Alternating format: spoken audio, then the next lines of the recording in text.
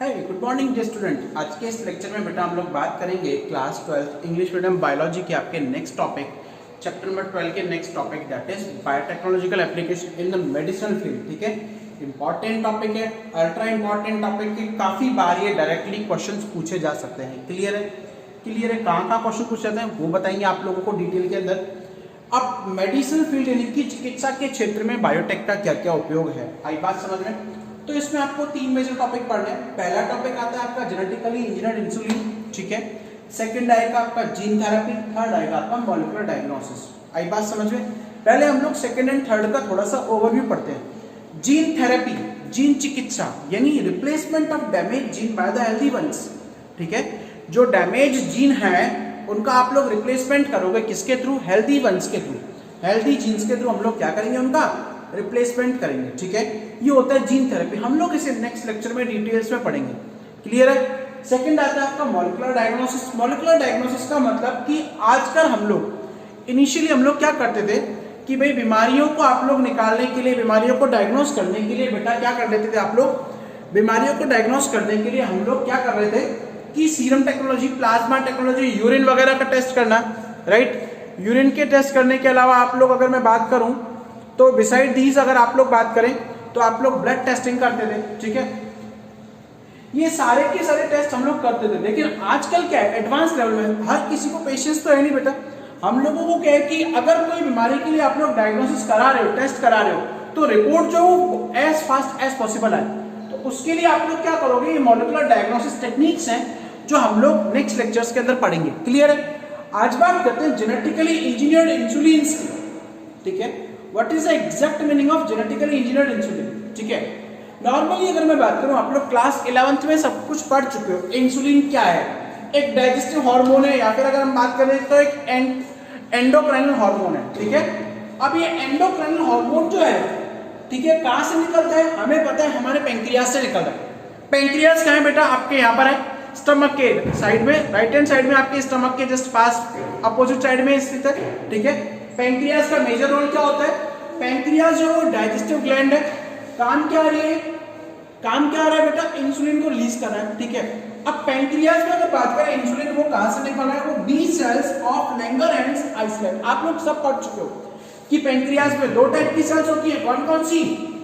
ए cell या alpha cell और beta cells. Beta cells को काफी लोग बी सेल्स भी बोलते हैं। ठीक है, दो टाइप की सेल होती है, अल्फा सेल और बीटा सेल्स, और बीटा सेल्स को काफी लोग बी सेल्स भी बोलते हैं। ठीक है, और बीटा सेल्स जो उसमें लैंगरहैंस आइसोलेट्स होते हैं, जहां से आपका कौन सा हार्मोन निकलता है? कौन सा हार्मोन निकलता है बेटा? इंसुलिन हार्मोन निकलता है। ठीक है, और इंसुलिन क्या करता है? आपके ब्लड में जो ग्लूकोज का लेवल है, यानी ग्लूकोज के मेटाबॉलिज्म को क्या करेगा? ये ग्लूकोज के लेवल को या फिर ग्लूकोज के मेटाबॉलिज्म को बेटा क्या करता है? ये नॉर्मली क्या करता है? रेगुलेट करता है, यानी कि उसको नियंत्रित करता है। ठीक है, अब इस इंसुलिन की स्ट्रक्चर की बात करते हैं। ठीक है, तो जनरली एक पॉलीपेप्टाइड चेन यानी कि एक प्रोटीन ही है अपने आप में, एक पॉलीपेप्टाइड चेन है जिसमें या जो लगभग 51 यानी कि 51 अमीनो एसिड लॉन्ग होती है। यानी अगर हम बात करें तो इसमें अमीनो एसिड कितने होते हैं? 51। ठीक है, 51 पॉलीपेप्टाइड चेन है and that is categorised in between two chain, A chain and B chain. अब इसमें दो चेन होती है, ठीक है, ए और बी चेन। ए में तो बेटा 21 अमीनो एसिड होता है, ठीक है, और बी के अंदर कौन सा होता है आप लोगों का? फिर 30 अमीनो एसिड होते हैं। अब याद रखिएगा, हालांकि कभी क्वेश्चन पूछा जाता नहीं है, आपके केमिस्ट्री में भी आएगा ये सारा का सारा प्रोटीन्स का। प्रोटीन में बेटा दो टर्मिनल होते हैं, एक तो होता है अमीनो टर्मिनल, ठीक है, NH2 वाला, और एक होता है कार्बोक्सी टर्मिनल। कौन सा टर्मिनल होता है बेटा? कार्बोक्सी, COOH वाला ग्रुप होता है। तो जो ए चेन है, ए चेन जो है वो लास्ट में उसके COH ग्रुप फ्री होगा, और बी चेन के लास्ट में आपका अमीनो ग्रुप कौन सा होता है? फ्री होता है। ठीक है, अब अगर हम लोग बात करें ए और बी चेन की, ठीक है, तो जनरली जो एक मैच्योर पॉलीपेप्टाइड चेन है उसमें 51 अमीनो एसिड होते हैं, और काफी बार क्या होता है? Pro insulin. अब एक वर्ड आता है यहाँ पर प्रो मतलब इनिशिएटिव फॉर्म, कच्चा, रॉ मटेरियल। तो प्रो इंसुलिन मतलब इनिशिएटिव फॉर्म है बेटा इंसुलिन का।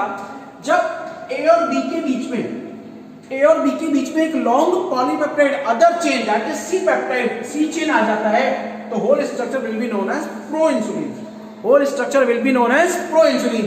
अब प्रो से मेच्योर बनने में क्या होगा, आपकी बुक में डायग्राम भी दिया हुआ है, हालांकि मैंने सिंगल डायग्राम बनाया हुआ है, ठीक है। जब आप लोग A चेन को रिमूव कर दोगे, whenever the C chain is removed by the A and B chain, the entire structure will be known as mature insulin। तो बेटा ये दोनों जो आप जुड़े हुए रहेंगे डाइसल्फाइड बॉन्ड के through, it is known as mature insulin. ये क्या कहा जाता है बेटा, मेच्योर इंसुलिन, ठीक है। स्ट्रक्चर के बारे में पढ़ा कि 51 अमीनो एसिड होते हैं, दो चेन होती है, A चेन और B चेन। A चेन में होता है 21 अमीनो एसिड्स और B में कितने होते हैं, 30 अमीनो एसिड्स, ठीक है। और A और B के बीच में जब C चेन आ जाता है तो इसे आप लोग प्रो इंसुलिन बोलते हो। एक इनएक्टिव फॉर्म है, इनिशिएटिव फॉर्म है। और प्रो से मैच्योर बनाने के लिए हम लोग क्या करते हैं, C चेन को रिमूव कर देते हैं, रिपल्स आउट कर देते हैं, क्लियर है। अब नॉर्मली इंसुलिन की अगर बॉडी में कमी हो जाए तो क्या होता है, डायबिटीज कॉज होता है, डायबिटीज बीमारी होती है, पहली बात। एक और बात, काफी बार क्वेश्चन आता है, नीट में आता है आपका, आप लोगों का सेंट्रल बोर्ड या सीबीएसई एग्जाम में आता है क्वेश्चन कि which chromosome have the gene coding for the insulin, यानी आपकी बॉडी में कौन से क्रोमोसोम के ऊपर इंसुलिन को कोड करने वाले जीन होते हैं, that is on the chromosome number 11। कौन से क्रोमोसोम पर होते हैं, क्रोमोसोम नंबर 11। एनसीईआरटी में गिवन नहीं है बेटा, एनसीईआरटी में गिवन नहीं है, लेकिन आपको फिर भी पढ़ना है, ठीक है, ओके। तो इसके ऊपर जीन होते हैं जो कोड करते हैं किसको, इंसुलिन को कोड करने के लिए, इंसुलिन को बनाने के लिए, ओके।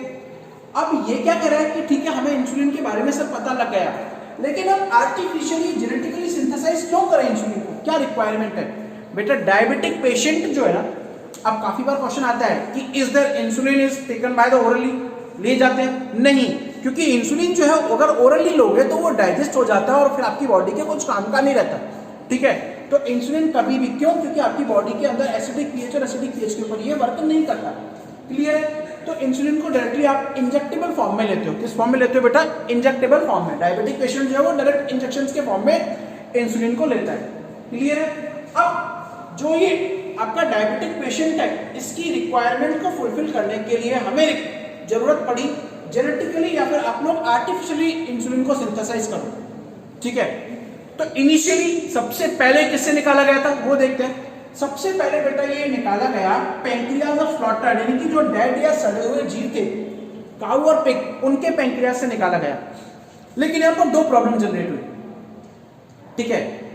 पहले तो साइंटिस्ट ने बोला कि नहीं, इनके ये मरे हुए इनके पैंक्रियाज से डायरेक्टली आइसोलेट कर लो, ठीक है।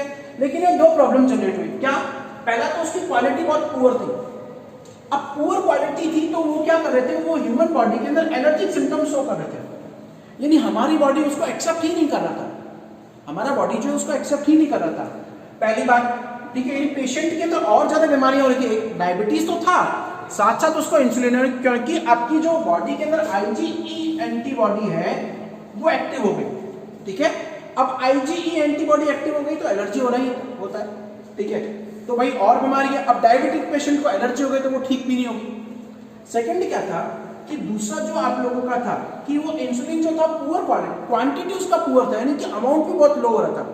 जब आप लोग 2 या 3 यानी कि 200-300 किलो की आप लोग डेड बॉडीज लेते हो, उसमें से कम 200 से 300 ग्राम इंसुलिन बाहर निकल रहा था, ठीक है।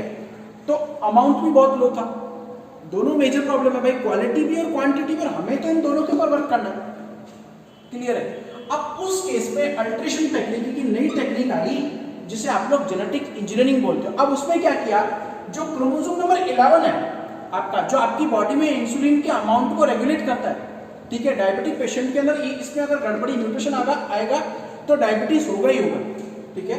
तो इस प्रॉब्लम को ओवरकम करने के लिए क्या हुआ था कि 1983 में एक अमेरिकन कंपनी आई। कौन सी कंपनी आई, अमेरिकन कंपनी का नाम कौन सा था, एली लिली, ठीक है। अमेरिकन कंपनी आई, अमेरिकन कंपनी ने क्या किया, उसने जेनेटिकली दो क्या किए, चेन सिंथेसिस कर दिए, A चेन और B चेन दोनों सिंथेसाइज कर दिए और दोनों को डाइसल्फाइड बॉन्ड के थ्रू कनेक्टेड कराकर जोड़कर प्लाज्मिड वेक्टर के साथ जोड़ दिया। यानी दोनों चेन आर्टिफिशियली सिंथेसाइज किए और इनको उसने किसके साथ जोड़ दिया, प्लाज्मिड वेक्टर के साथ जोड़ दिया। और प्लाज्मिड वेक्टर के साथ जोड़ने के बाद उन्होंने क्या किया, इसे इकोलाई बैक्टीरिया में यानी कि होस्ट में ट्रांसफर कर दिया। इकोलाई बैक्टीरिया में होस्ट में ट्रांसफर कर दिया। Whenever they saw in the host, अब जब वो होस्ट में देखते हैं तो वहां पर ये दोनों चेन्स जो है आपस में कंबाइंड होकर जुड़ गई, वो दोनों चेन्स डाइसल्फाइड ब्रिजिंग के थ्रू, ठीक है, जुड़ गई और जुड़ने के बाद उन्होंने आर्टिफिशियली इंसुलिन का सिंथेसिस किया। ठीक है, तो हमने आर्टिफिशियल इंसुलिन का सिंथेसिस किसमें किया था बेटा? ए चेन और बी चेन बनाया, दोनों अल्टरनेट पॉलीपेप्टाइड चेन थे। ठीक है, दोनों को ए और बी चेन को आपने किसमें डाला? होस्ट में डाला। किसके थ्रू? प्लाज्मिड वेक्टर को यूज करके। ठीक है, होस्ट कौन था आपका? E coli bacteria. क्लियर है? इकोलाई बैक्टीरिया के थ्रू आप प्लाज्मिड के थ्रू आपने इकोलाई बैक्टीरिया में डाला। इकोलाई की बॉडी में जाकर इन्होंने क्या किया? आर्टिफिशियल इंसुलिन को जनरेट किया।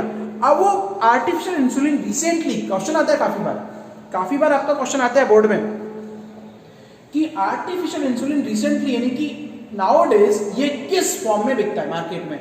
तो it is marketed as a Humulin. वो ह्यूमुलिन के रूप में बिकता है। मार्केट में किस फॉर्म में बिकता है बेटा? ह्यूमुलिन में। तो हमने किस तरीके से बनाया बेटा? 1983 में अमेरिकन कंपनी एली लिली, उसने क्या किया? आर्टिफिशियली दो पॉलीपेप्टाइड चेन को कंस्ट्रक्ट किया, ए चेन और बी चेन। ठीक है, दोनों को जोड़कर किस में जोड़ दिया? प्लाज्मिड में जोड़ दिया और जोड़ने के बाद इकोलाई होस्ट में ट्रांसफर कर दिया। After transformation whenever we are growing the E coli on the media, जब हमने मीडिया में ग्रो किया उनको, तो ग्रो करने के बाद क्या हुआ? लेबोरेटरी मीडिया के अंदर उन्होंने क्या किया? पॉलीपेप्टाइड चेन को जनरेट किया और उस पॉलीपेप्टाइड चेन का नाम दिया गया क्या? ह्यूमुलिन। क्या नाम दिया गया? ह्यूमुलिन। फिर उन दोनों को आपस में जोड़ दिया गया डाइसल्फाइड बॉन्ड के थ्रू। इस तरीके से आप लोगों का जेनेटिकली इंजीनियर्ड इंसुलिन तैयार हुआ। ठीक है, अब pro insulin, I am repeating again, pro insulin क्या होता है? ए और बी चेन के बीच में जब सी चेन आ जाता है तो उसे आप लोग क्या बोलते हो? Pro insulin. स्ट्रक्चर में टोटल कितने अमीनो एसिड होते हैं? 51 अमीनो एसिड होते हैं, 21 ए चेन में और 30 किसमें होते हैं? बी चेन में। ठीक है, क्लियर है ना बेटा? आज आप लोगों ने क्या पढ़ा? बायोटेक्नोलॉजिकल एप्लीकेशंस के अंदर genetically engineered insulin. Next lectures के अंदर हम लोग लेंगे जीन थेरेपी और मॉलिक्यूलर डायग्नोसिस। भूलिएगा मत, क्योंकि ये जो टॉपिक्स हैं आपस में इंटरलॉक्ड है, इंटरकनेक्टेड है। ठीक है, थैंक यू।